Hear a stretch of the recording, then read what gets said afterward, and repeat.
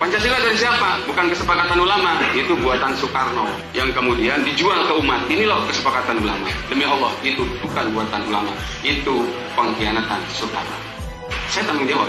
Kalau khilafah dari siapa? Dari Allah. Saya bisa nantang ke siapapun. Kalau bukan dengan syariat dan khilafah, mau kasih solusi apa dengan persoalan ini? Mau pakai Pancasila? Pancasila bisa ngejawab apa? Utang gede, kemana Pancasila? LGBT merajalela, kemana Pancasila? Ulama-ulama di lempeng ya, nu bengkok mah diingu, dipiara, dikukut, diparaban. Tapi ulama-ulama nu lurus dikriminalisasi, ditangkap, penjara. Astagfirullahaladzim. Kita semua mesti beristighfar dan mengelus dada setelah mendengar ucapan Ahmad Zain, tokoh pentolan Hizbut Tahrir. Dia telah menghina Bung Karno. Bahkan dengan berani dia mengatakan Presiden Soekarno sebagai sang proklamator, sebagai pengkhianat. Selanjutnya juga dia menghina ideologi negara Pancasila.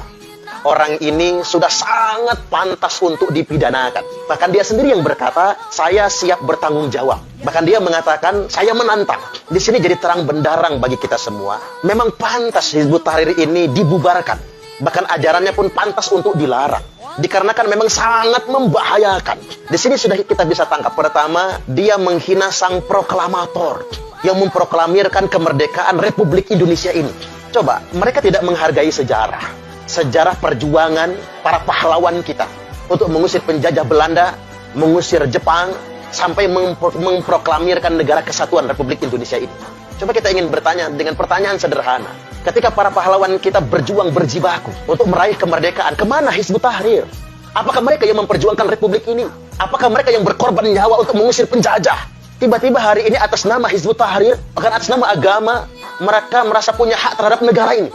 Subhanallah, ini memang sudah sebuah perbuatan yang berlebih-lebihan.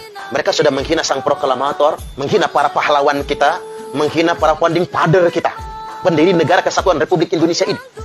Yang kedua, dari ucapan si Ahmad Zain ini, kita juga menangkap mereka menghina ideologi negara, menghina Pancasila, bahkan membanding-bandingkannya dengan khilafah. Ini manipulasi agama yang sudah sangat membahayakan dari orang-orang Hizbut Tahrir ini. Bahkan mereka mencela Pancasila. Mereka menuduh Pancasila bukan kesepakatan para ulama, bukan kesepakatan pendiri bangsa, tapi hasil manipulasi dan pengkhianatan Presiden Soekarno. Na'udzubillah. Sebetulnya untuk mengucapkannya saja sudah sangat nista bagi kita semua. Apalagi mempercayai tuduhan si Ahmad Zain ini. Kita semua berharap agar penegak hukum segera menindaklanjuti orang ini. Karena ini sangat membahayakan dan bisa merongrong keutuhan negara kesatuan Republik Indonesia. Atau beginilah, saya ingin mengajak orang-orang Hizbut Tahrir yang masih bertebaran di santero Republik Indonesia ini. Kalau memang Anda sangat benci dengan NKRI, Anda sangat benci dengan Pancasila, Anda sangat benci dengan sistem demokrasi, Anda semua jangan tinggal di Indonesia. Antum semua silahkan cari di muka bumi ini di mana negara yang menurut antum paling cocok dengan keinginan antum. Pindah ke sana, jangan tinggal di negeri kita ini. Atau setidak-tidaknya coba antum semua pindah ke Arab Saudi. Mungkin bagi mereka Arab Saudi lebih islami dari negara-negara yang lainnya, karena di sana ada Haramain. Maukah orang-orang Hizbut Tahrir, Ahmad Zain bersama teman jamaahnya, anak buahnya ini pindah ke Arab Saudi dan kampanyekan khilafah di sana? Saya yakin, yakin, langsung dipancung semua oleh ketetapan hukum di kerajaan Saudi Arabia. Lalu mengapa mereka sangat berani berbicara di Indonesia? Bahkan cuma di Indonesia.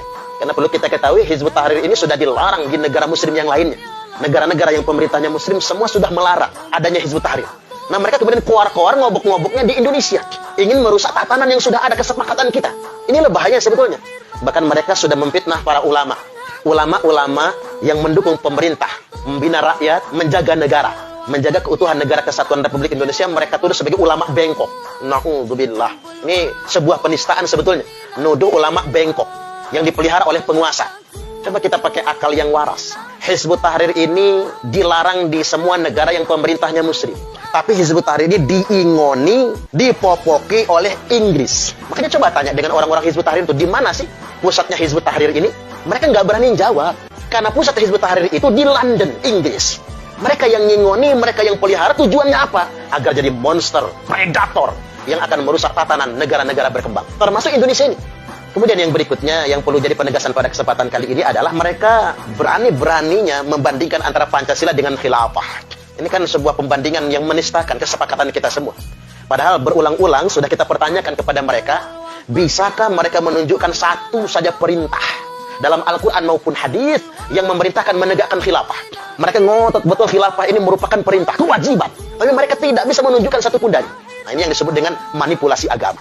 Saya berharap setelah viralnya video si Ahmad Zain yang menghina Bung Karno, Presiden Soekarno, menghina founding father, pendiri-pendiri bangsa, menghina para ulama, dan yang paling spesifik, menghina ideologi negara Pancasila, bisa ditindaklanjuti, bahkan dipidanakan. Karena setiap orang harus bertanggung jawab dengan apa yang dia katakan.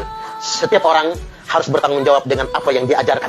Karena dia bicara di depan orang banyak, ada santri yang bersamanya. Apa jadinya anak kita ketika sudah dicuci otaknya oleh orang-orang Hizbut Tahrir, termasuk si Ahmad Zain ini?